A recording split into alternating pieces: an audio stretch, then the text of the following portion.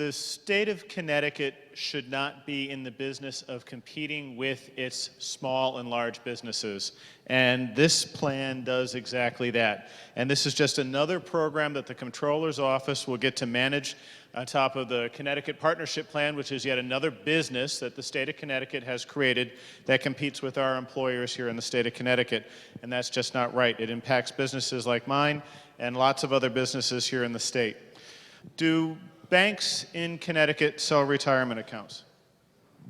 I believe you can go into a bank and purchase a retirement account. With nearly 600,000 potential customers, how would we be impacting Connecticut banks by opening up this program? We will be getting these potential customers into the marketplace that they are not participating in now, so that while the banks are not reaching them now and are not able to convince them to save, what they will be able to do is say, you are already saving and I can give you a better deal.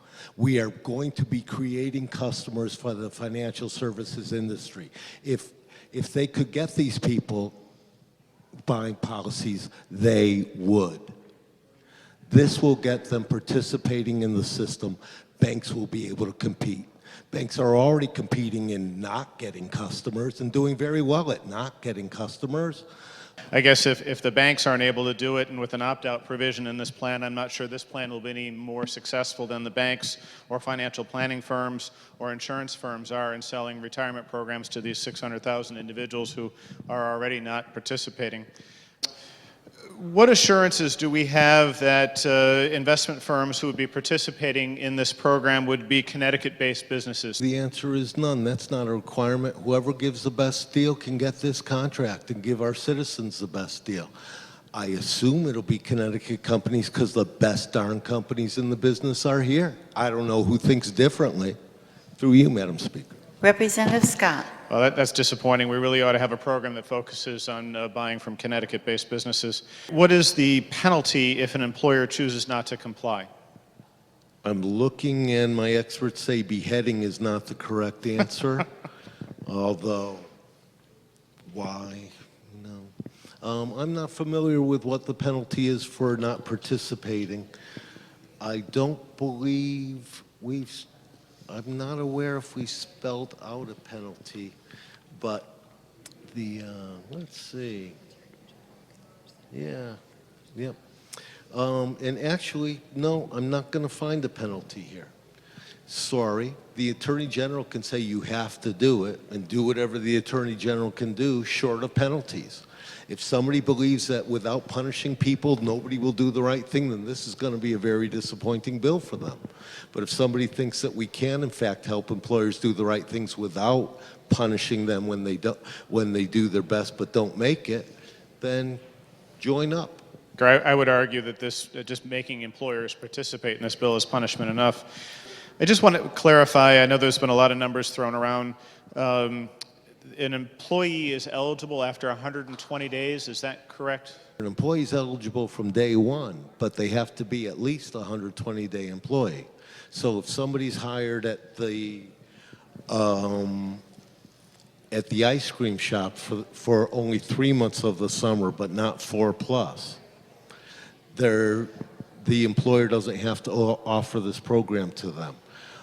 If somebody is hired to be working full-time or to be working more than 120 days a year, full-time or not, then the contributions are expected. It's not like you work 120 days and now the clock's ticking for everybody. It's about the ongoing schedule. I guess I'm just thinking about where I live, and it's a tourist area, and there's several restaurants, some of probably our favorite lobster roll restaurants are actually just have opened, and they operate on a 5.5 to 6 month schedule with about 100 employees that are operating on a full-time basis. So would a business like that be forced to sign up for a program like this and somehow have to manage the 401k or I'm sorry, Roth IRA program through the Comptroller's Office? If somebody's scheduled to be working over 120 days a year, then yes, they are expected to participate. That would take 24 weeks for a full-time employee working at a normal 5-day-a-week full-time shift.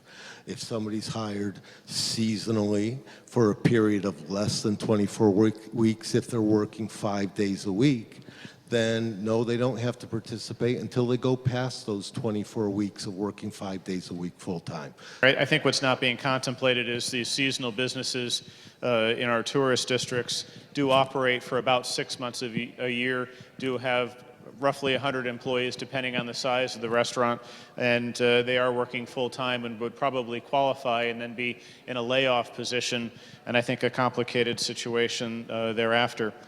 I don't have any more questions for the proponent of the bill, but I just have to emphasize that, as I said before, the state of Connecticut should not ever be in the business of competing with business in the state of Connecticut.